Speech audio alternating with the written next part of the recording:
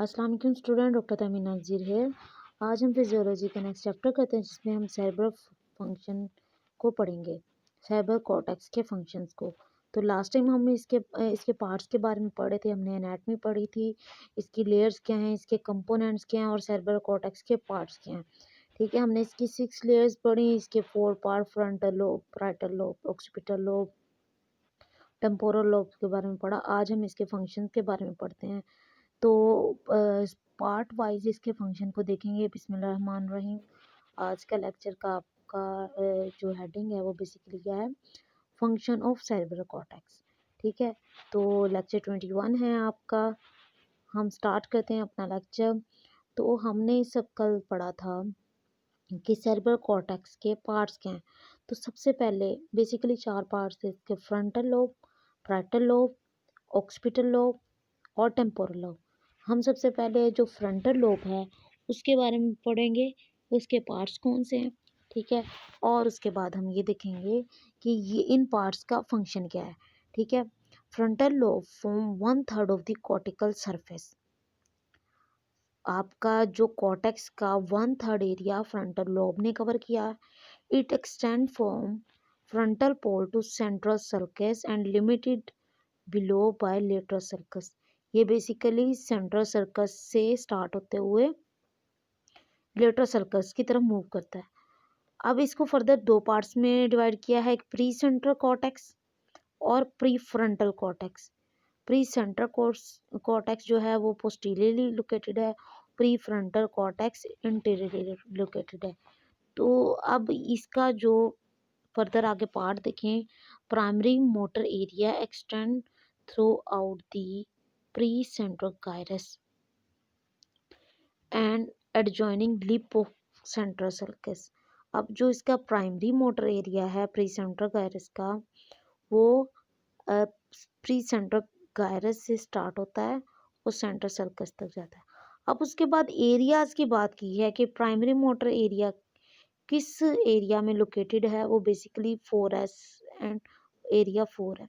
अब ये 4 एरिया क्या है कि हमने लास्ट टाइम पढ़ा था ब्रॉडमैन एरियाज के बारे में। ब्रॉडमैन ने क्लासिफिकेशन दी थी इसकी, उसके लिहाज से उसने ब्रेन को उसके फंक्शन के लिहाज से डिफरेंट पार्ट्स में डिवाइड किया। जैसे ये देखो, ब्रॉडमैन एरिया 3, 5, 1, 2, उसने डिफरेंट आपके जो ब्रेन के पार्ट्स हैं उसको डिफरेंट एरिया के ऊपर नाम दे दिया, क्लासिफाई कर दिया। फिर उसके अकॉर्डिंग जो एरिया ब्रेन को सेरेब्रल कॉर्टेक्स में आता है, जो एरिया जिस पार्ट से रिलेट करता है, उसके अकॉर्डिंग उसने उसका फंक्शन बताया। अब ये देखो, अगर मैं बात करूं प्राइमरी मोटर एरिया की, तो इसके पास है 4 and 4S एरिया। ठीक है, structure of primary motor area, though this area has all 6 layer. अब ये जो प्राइमरी मोटर एरिया का एरिया है, ये बेसिकली 6 लेयर से कॉन्स्टिट्यूटेड है। इसकी जो ग्रैन्युलर लेयर है ये थिन होती है। Special structure feature of this layer is the presence of joint pyramidal cell called Betz cells in ganglionic। अब इस जो प्राइमरी मोटर एरिया है इसके अंदर बेड सेल की कंसंट्रेशन ज़्यादा होती है। ठीक है, तो उसके बाद ये देखें, ब्रॉडमैन एरिया को हाईलाइट करके बताया है कि ये जो पर्पल है वो किसको शो कर रहा है, ब्रॉडमैन एरिया 10 को, ग्रीन रीडिंग वर्ड को, ऑक्सीपिटल लोब विजन को, ऑरेंज हेयरिंग वर्ड्स को, लैंग्वेज कंप्रीहेंशन को, रोइंकाई एरिया है ये बेसिकली। जो ब्लू है ये थिंकिंग एरिया है आपका, ब्रोका एरिया जिसको लैंग्वेज प्रोडक्शन एरिया भी बोलते हैं, और red saying words motor cortex area को शो कर रहा है। तो इस तरह जो ब्रॉडमैन है उसने पूरे ब्रेन के एरियाज को डिवाइड किया।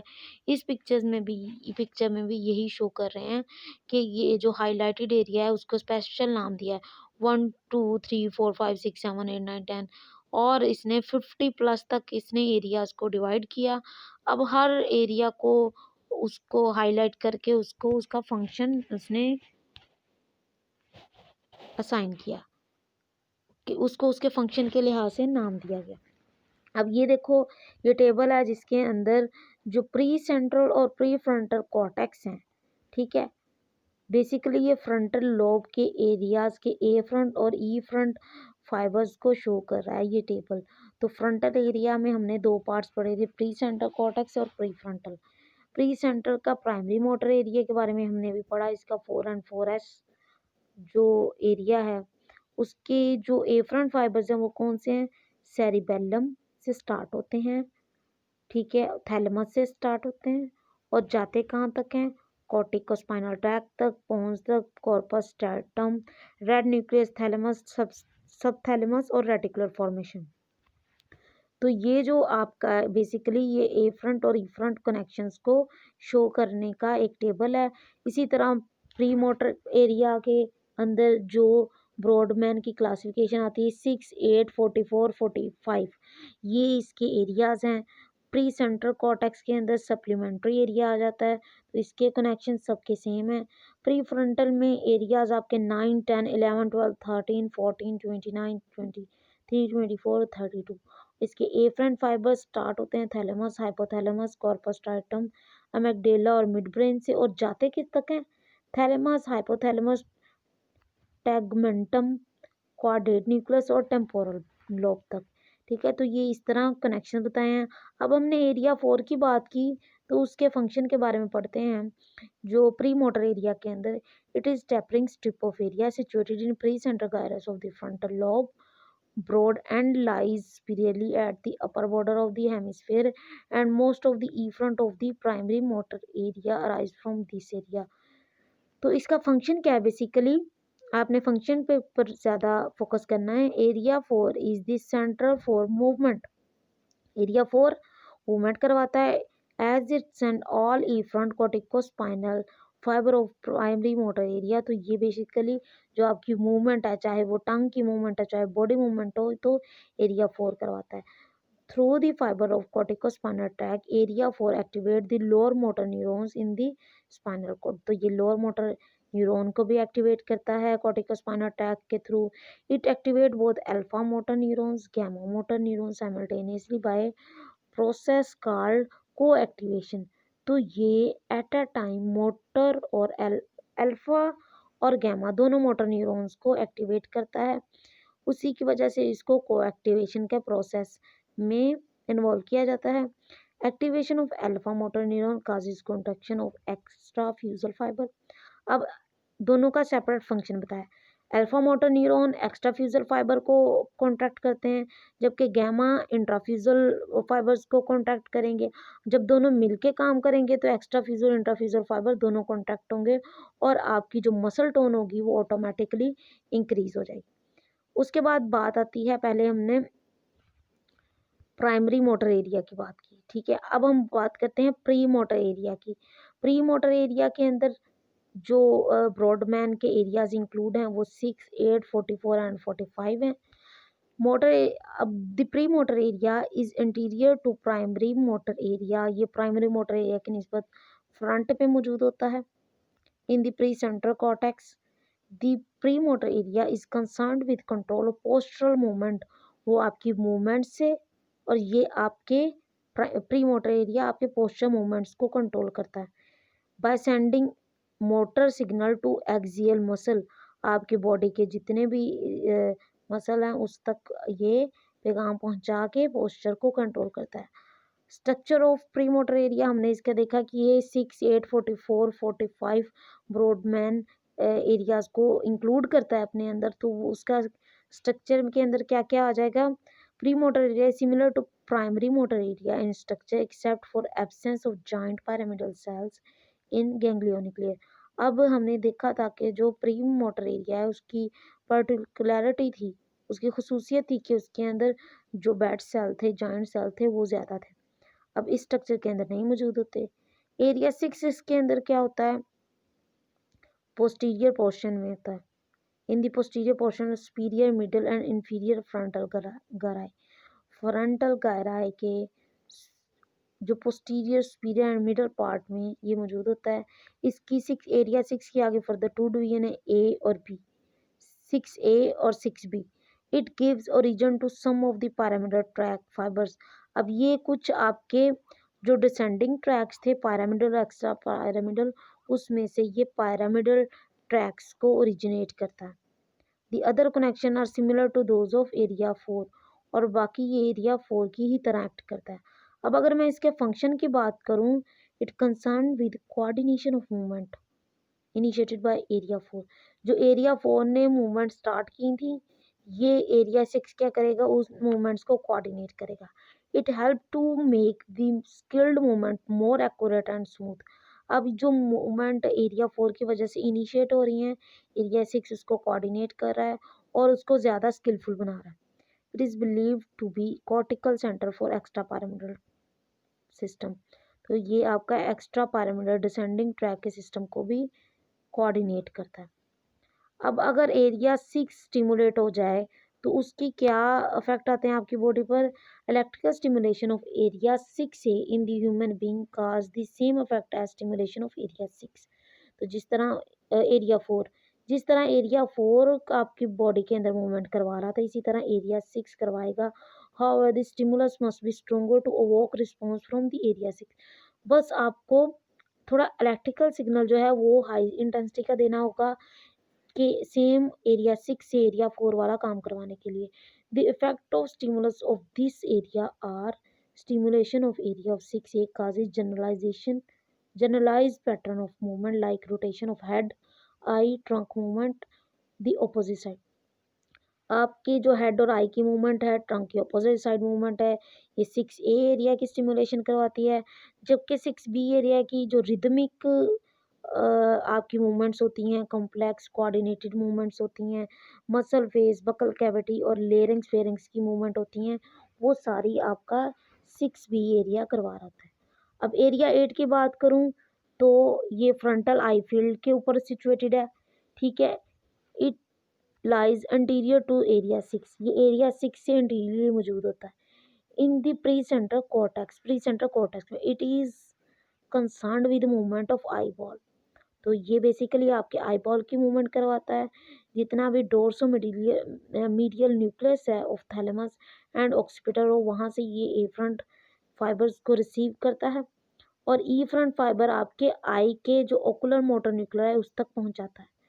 अब इसका फंक्शन क्या है, बेसिकली ये जो आई फील्ड है उसको और जो आपकी आई बॉल मूवमेंट है इसको ये कॉन्जुगेट करता है। ठीक है, उसको इनिशिएट करवाता है। This area initiate voluntary scanning movement of eyeball. आपकी जो आई बॉल की वॉलेंट्री मूवमेंट है उसकी भी स्कैनिंग करता है। ये इंडिपेंडेंट है विजुअल स्टिमुलाई की। It is also responsible for opening and closing of eyelid, pupil dilatations and lacrimation. जो आंसू हैं एंड प्यूपिल के डायलेट होना है सब आपके एरिया 8 की वजह से हो रहा है। ठीक है, अब उसके बाद मैं बात करूं ब्रोका एरिया। ब्रोका एरिया को basically motor area for speech बोलते हैं। ठीक है, अब इसके अंदर एरिया 44 एंड 45 मौजूद है। ब्रोका एरिया बेसिकली आपके हेमिस्फेयर के लेफ्ट साइड पे मौजूद है, इसलिए ये डोमिनेंट होता है। इसी वजह से आपकी जो स्पीच की मूवमेंट है सारी ब्रोका एरिया में कंट्रोल होती है। आपकी राइट हैंडेडनेस में भी ये कंट्रोल होती है, जबकि लेफ्ट हैंडेडनेस में जस्ट ये स्पीच को कंट्रोल करता है ब्रोका एरिया। ठीक है, it is special region for the pre motor cortex situated in inferior frontal gyrus. Area 44 is situated in pars triangularis and 44 in the pars opercularis of this gyrus। अब इसकी situation बताइए कि किस जगह पे located है ये। अब इसका फंक्शन क्या है, बेसिकली आपके टंग की मूवमेंट, लिप्स की, लेरिंग्स की मूवमेंट को कंट्रोल करना है ताकि वॉइस प्रोड्यूस हो सके, स्पीच कर सकें आप, which are involve in speech. Effect of अगर इसका जो इफेक्ट ऑफ लियन की बात करूँ तो ब्रोका एरिया के लियन की वजह से लोग बोल नहीं सकते, एफेजिया हो जाता है, उस कंडीशन को एफेजिया बोलते हैं। अभी तक हमने ब्रोका एरिया के बारे में पढ़ा, एरिया 6, एरिया 8, एरिया 4। अब हम बात करते हैं supplementary motor area. Supplementary motor area is situated in medial surface of the frontal lobe rostral to primary motor area. Primary motor area के पीछे सप्लीमेंट्री मोटर एरिया मौजूद होता है। Various movements are elicited by electrical stimulation of this area, like raising the contralateral arm, turning the head, eye, and movement of synergistic muscle of the trunk and legs. तो आपके जो head आई की synergistic movement है, जो coordinated movement है, जो एक movement दूसरी मूवमेंट को इनिशिएट करवा रही होती है, ये सारी सप्लीमेंट्री मोटर एरिया की वजह से हो रही है। अब इसका फंक्शन क्या है? इसका फंक्शन क्लियरली अंडरस्टूड नहीं है, पर ये स्किल्ड मूवमेंट की कोऑर्डिनेशन में हेल्पफुल है। अगर इसकी लियन हो जाए तो सिंपली कि ये जो during lesion in this area of human being the head and eyeball turn toward the affected side. तो जो हेड और आईबॉल की मूवमेंट है वो अफेक्टेड साइड की तरफ मूव कर जाती है। Destruction of this area in monkeys causes weak wrestling reflexes in contralateral side and bilateral hypotonia of shoulder muscles। अब मंकीज में जब एक्सपेरिमेंट किया गया कि जब इस एरिया की डिस्ट्रॉय कर दें या उसकी लियन हो जाए तो जो कॉन्ट्रालेटरल एरिया के मसल्स हैं वो हाइपरटोनिक हो जाते हैं, ज़्यादा टोन में आ जाते हैं। ठीक है। अब उसके बाद प्री फ्रंटल एरिया की मैं बात करूं, प्री फ्रंटल और orbitofrontal cortex. Prefrontal cortex is the anterior part of the frontal lobe of the cerebral cortex in front of area 8 and 44। Area 8 और 44 के सामने ये मौजूद होता है। It occupies medial, lateral, inferior surface and include orbital gyri, medial frontal gyrus and anterior portion of superior, middle and inferior gyrus।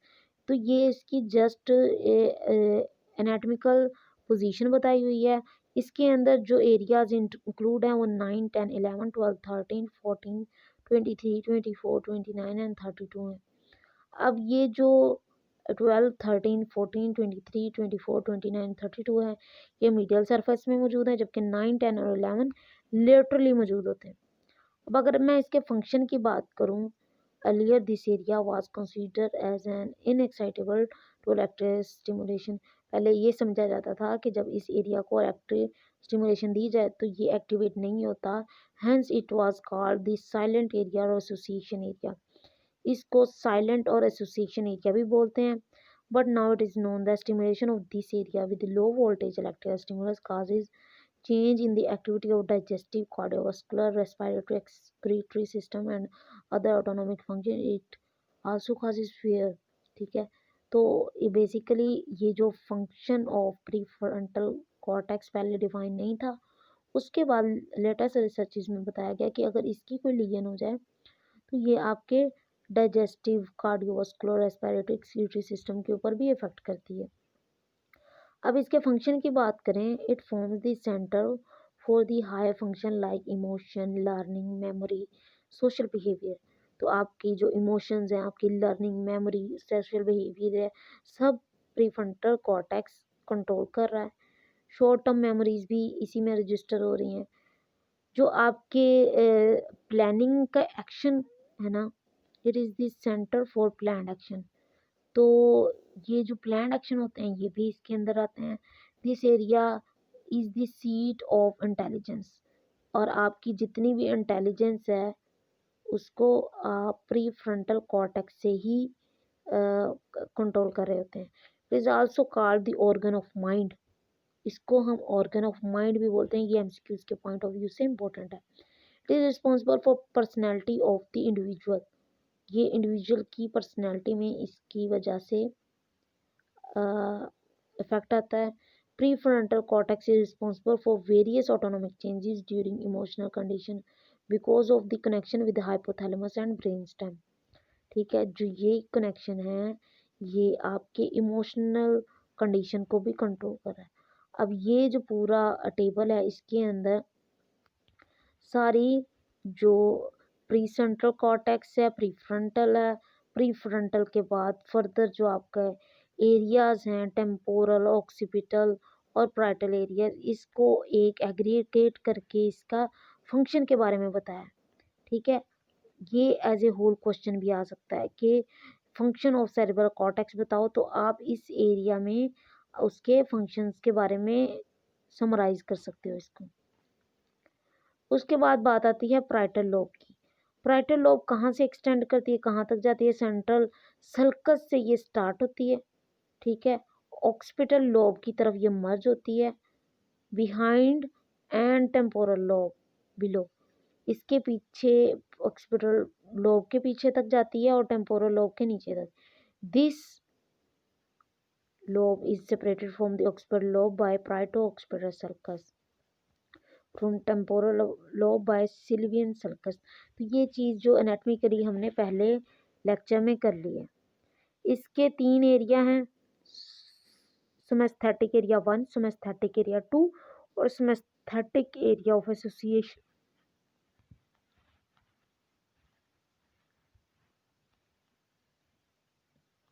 अगर area 1 की बात करें, अगर एरिया 1 की बात करें तो इसका जो एरिया है उसको हम सोमेटोसेंसरी एरिया भी बोलते हैं, प्राइमरी सोमेस्थेटिक प्राइमरी सेंसरी एरिया भी बोलते हैं। ये आपके जो सेंट्रल सर्कस है उसके पोस्टीरियर लिप के ऊपर प्रेजेंट होता है, पोस्ट सेंट्रल गायरस के ऊपर मौजूद होता है। ठीक है, अब एरिया और सोमेस्थेटिक एरिया इस 1 इसमें क्या आता है, इसके अंदर फर्दर 3 एरियाज हैं। कौन से 3, 1 and 2। Anterior part of this form area 3, posterior part form area 1 and 2। ठीक है, अब इसके कनेक्शंस की बात की है। Somesthetic area 1 receive sensory fiber from thalamus via parietal part of the thalamic radiation. अब इस एरियाज को फर्दर उन्होंने डिफाइन करने के लिए होम्यूनकुलस की बात की है। होम्यूनकुलस बेसिकली क्या है, different sensory area of body are represented in postcentral gyrus. Primary sensory area are an inverted manner as in motor area. Toes are represented. अच्छा, होम्यूनकुलस बेसिकली एक क्लासिफिकेशन है ब्रेन की। ब्रेन का जो cerebral cortex है उसको वो, क्योंकि आपकी बॉडी के डिफरेंट सेंसरी सेंसेशन यहाँ तक आती हैं और यहाँ से बॉडी में जाती हैं। ठीक है, तो उस बिहाफ पे ब्रेन को क्लासिफाई कर दिया गया, ब्रेन के ऊपर एक स्ट्रक्चर बना दिया गया कि ये जो सेरेब्रल कॉर्टेक्स है वो आके आपके बॉडी के किस किस पार्ट को सेंसेशन देता है। ठीक है, तो ये जो एक डायग्राम में शो किया गया वो होम्यूनकुलस कहलाती है। Toes are represent in lowest part of the medial surface. Legs are at upper border of the hemisphere, then form the above downward knee, thigh, hip, trunk, upper limb, neck and face. Representation of this face is not inverted. Representation of part of face from above downward is eyelid, nose, cheeks, upper and। अब इसकी explanation आपको यहाँ पे मिलेगी। ठीक है, तो इधर उन्होंने सबसे पहले बात की थी toes are represented in lowest part of the medial surface. जो टोज हैं ये चेक करें, ये जो मीडियल सरफेस है, मिडल सरफेस है, अगर ये सेरेब्रल हेमिस्फीयर है ना ब्लू कलर का, उसको 2 पार्ट्स में डिवाइड कर दिया। ठीक है, अब फर्ज करो ये हमने जस्ट लेफ्ट पार्ट लिया है। लेफ्ट पार्ट का जो मिडल पार्ट है उसमें देखें ये जो ब्लैक कलर के टोज हैं ये मीडियल साइड पे, जो अपर साइड पे आ जाती है उसमें लेग्स आ जाती हैं।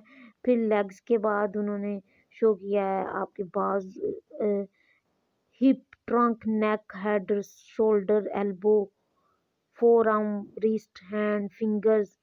फिर उसके बाद फेस को, face upper arm upper part में है, आई, नोज। अच्छा, इधर देखें आप, ये बात देखें कि पहले जो अपर पार्ट है ना उसके ऊपर जो लेग वाला पोर्शन है वो इनवर्स पैटर्न में है। मतलब कि टांगों को उन्होंने नीचे से स्टार्ट किया, पहले टोज, फिर फुट, फिर लेग, हेड, फिर हिप, ट्रंक, नेक। ठीक है, अब उसके बाद जो फेस वाला पार्ट है वो एज इट इज है। मतलब हम फेस को अपर साइड से स्टार्ट करेंगे, पहले आई, नोज, फेस, लिप्स। इस तरह नहीं स्टार्ट करेंगे कि लिप्स, फेस, नोज, आईज। ठीक है, इस तरह उन्होंने एक तरतीब के साथ आपके सेरेब्रल हेमिस्फीयर को डिवाइड कर दिया। ये भी एक डायग्राम है जिसमें एक साइड पे मोटर और एक साइड पे स्मेटोसेंसरी होम्यूनकुलस को दिखाया हुआ है, तो आप इसको भी देख के मेमोराइज कर सकते हैं। अब ये आपके पूरे जो ब्रेन के डिफरेंट पार्ट्स हैं उसको बताया हुआ है कि कौन सा किस जगह पे मौजूद है। ठीक है, अब function of somesthetic area one. Somesthetic area one का फंक्शन क्या है? बेसिकली ये रिस्पॉन्सिबल होता है जितनी भी क्यूटेनियस परसेप्शन है उसकी इंटीग्रेशन है, काइनेस्थेटिक सेंसेशन है आपकी, कि आपका जॉइंट किस जगह लोकेटेड है, ये सारी सुमेस्थेटिक एरिया वन के थ्रू आती है sensation. It receive sensory impulses from cutaneous receptor, touch, pain, pressure, temperature. तो यहाँ से सारे जो सिग्नल आते हैं सुमेस्थेटिक एरिया वन में आते हैं। Area one is concern with sensory perception. Area 3 and 2 are involved in integration of these sensation. ठीक है, this area send sensory feedback to premotor area. अब ये जो आपका सुमेस्थेटिक एरिया वन है ये प्रीमोटर एरिया की तरफ सिग्नल भेजता है सेंसरी के। This area is also concern with movement of head and eye ball, आपके हेड और आई बॉल की मूवमेंट। डिस्क्रिमिनेटिव फंक्शन, जो दो चीज़ों को दरमियान में आपने डिस्क्रिमिनेशन करनी होती है उसमें ये इम्पोर्टेंट है, उसका ये फंक्शन परफॉर्म करता है। डिस्क्रिमिनेटिव फंक्शन तीन तरह के होते हैं: spatial recognition, tactile localisation, 2 point discrimination, recognition of position, passive movement of the limb. मतलब स्पेशल रिकग्नाइजेशन में आता है कि 2 पॉइंट डिस्क्रिमिनेशन, ये मैंने आपको प्रैक्टिकल करवाया था फर्स्ट सेमेस्टर में फिजियोलॉजी में। ठीक है, रिकग्नाइजेशन ऑफ पोजीशन के आपकी बॉडी पार्ट किस पोजीशन में है, आपकी बॉडी पार्ट की कौन सी मूवमेंट करवाएगी, फ्लेक्शन करवाएगी, एक्सटेंशन करवाएगी, तो इस चीज़ को आंखें बंद करके बताना स्पेशल रिकग्नाइजेशन कहलाता है। रिकग्नाइजेशन और इंटेंसिटी ऑफ डिफरेंट स्टिमुलाई, ये देखना कि किस शिद्दत का स्टिमुलाई आपको दिया गया है, ये भी आपका सिमेस्थेटिक एरिया वन कंट्रोल करता है। Recognisation of similarity and differences between this stimuli, अगर मैंने एक जगह आपको करंट दिया है बॉडी पार्ट में, एक जगह आपको सुई जब हुई है, तो इन दोनों में जो डिफरेंस बताएगा वो किस बिहाफ पे बताएगा, सिमेस्थेटिक एरिया की वन की करेक्ट फंक्शनिंग पे। सिमेस्थेटिक एरिया टू क्या है? बेसिकली ये एरिया टू आपके post centre gyrus below the area of face of the somesthetic area one. ठीक है, ये इसकी लोकेशन बताइए। इसका फंक्शन पे आ जाए हम, तो somesthetic area two receive sensory impulse from the somesthetic area one. Area one से ये सिग्नल लेता है and from thalamus directly, thalamus से और एरिया वन से ये सिग्नल लेता है। तो the exact role of this area is not clear, it is concerned. तो इसका डायरेक्ट रोल तो नहीं पता, पर ये क्या करता है कि जो सिग्नल आते हैं एरिया वन से उसको ये इंटीग्रेट करता है। The sensory part of the body have two representation in somesthetic area one and two. अब जो उसका थर्ड पार्ट है सिमेस्थेटिक एसोसिएशन एरिया, ठीक है, अब जो इसका थर्ड पार्ट है ये बेसिकली पोस्ट सेंट्रल गायरस के पोस्टीरियरली मौजूद है, ये ऑडिटरी कॉर्टेक्स और विजुअल कॉर्टेक्स के फ्रंट में मौजूद है। इसके अंदर एरिया 5 और 7 आते हैं। ठीक है, अब इसका फंक्शन क्या है? इसका बेसिकली फंक्शन आपकी बॉडी के जो वेरियस सेंसेशन है उसको रिसीव करना है, जैसे सिमेस्थेटिक एरिया वन कर रहा था। ये बेसिकली आपका जो कंबाइंड सेंसेशन होती हैं, जैसे स्टीरियोग्नोसिस है उसको करता है। स्टीरियोग्नोसिस था आपके जितने भी आपको हाथ में कोई चीज़ पकड़ा दी और आंखें बंद कर दी हैं और आपने उस ऑब्जेक्ट के बारे में बताना है कि ये ऑब्जेक्ट क्या है, ये स्टीरियोग्नोसिस कहता है। अगर इस एरिया क्लियर हो जाए तो वो बंदा ये नहीं बता सकता कि कौन से उसने चीज़ पकड़ी है। ठीक है, तो आज के लेक्चर में हमने सेरेब्रल कॉर्टेक्स के लोब वाइज उसके फंक्शन देखे। ठीक है, लोब के अंदर जो फर्दर उसके पार्ट्स थे उसके लिहाज से उसकी लोकेशन और फंक्शन देखे। थोड़ा सा ट्रिकी लेक्चर है, आपको उम्मीद करती हूँ समझ आ जाएगी। नहीं समझ आई तो इसको आप अपनी बुक से पढ़ें और जहाँ मेरी हेल्प चाहिए होगी तो आई एम अवेलेबल। कहीं पे भी कोई क्वेश्चन क्यूरी हो मुझसे पूछ सकते हैं। Thank you so much. अल्लाह हाफिज़।